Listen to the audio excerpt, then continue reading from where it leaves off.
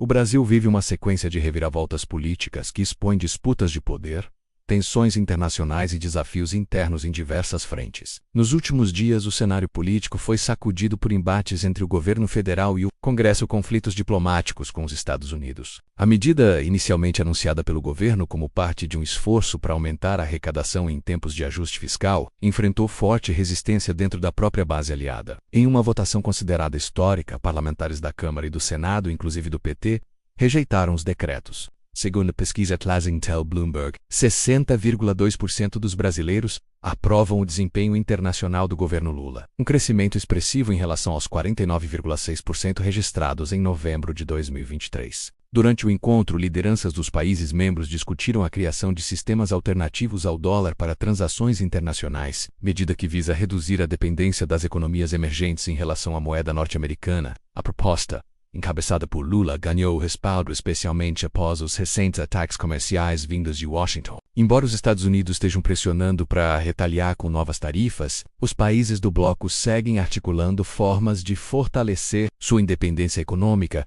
e reforçar sua influência no comércio internacional. De um lado, o governo Lula enfrenta desafios intensos dentro do país, com o Congresso barrando medidas estratégicas e a necessidade de respostas rápidas para problemas econômicos e administrativos. De outro, se fortalece internacionalmente, seja pela condução da política externa, seja pelo alinhamento com blocos econômicos que buscam novas ordens globais. Esse salto na popularidade internacional reflete o reconhecimento da postura soberana do Brasil diante das potências globais. Além da atuação estratégica do país em fóruns multilaterais como o BRICS, em país onde cada decisão pode desencadear reações em cadeia, as próximas semanas prometem ser decisivas para o rumo do governo e para a posição do Brasil no cenário global. A Polícia Federal deu continuidade à operação contra-golpe, com novos desdobramentos que incluem o indiciamento de figuras de alto escalão, como o ex-ministro Walter Braga Neto e o ex-presidente Jair Bolsonaro. A estatal registrou um prejuízo bilionário no primeiro trimestre de 2025.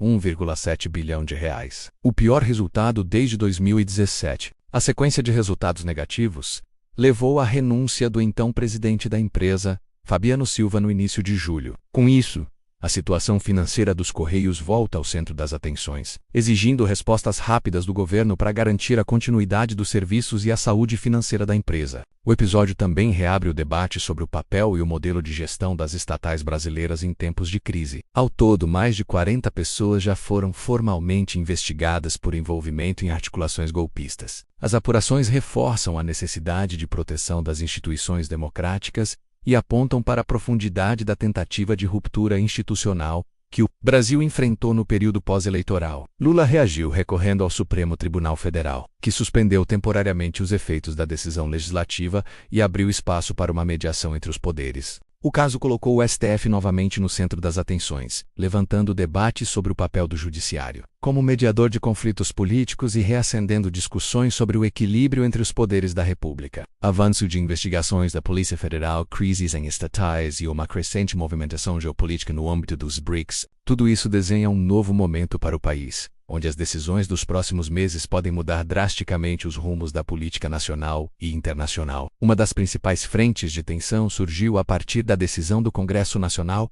de derrubar os decretos do presidente Lula que aumentavam o IOF, imposto sobre operações financeiras.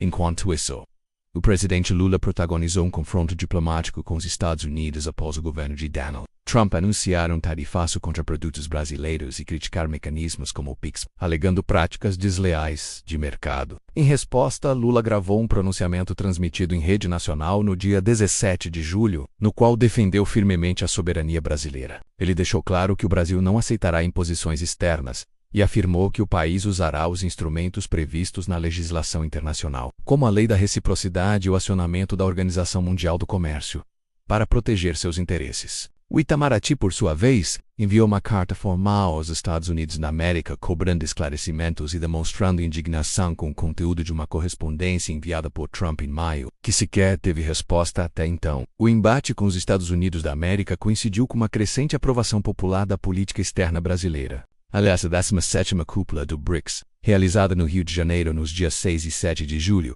consolidou o protagonismo do Brasil em debates sobre a autonomia financeira global. Enquanto o Brasil avança no tabuleiro geopolítico internamente, o país segue enfrentando as consequências da tentativa de golpe após as eleições de 2022. No campo da administração pública, um sinal de alerta veio da empresa brasileira de Correios e Telégrafos. Esses acontecimentos, que se entrelaçam e se retroalimentam, desenham um momento crítico e decisivo para o Brasil. A sucessão de fatos mostra que a política brasileira está em ebulição, com conflitos abertos entre os três poderes, pressões externas cada vez mais fortes e uma população atenta aos desdobramentos.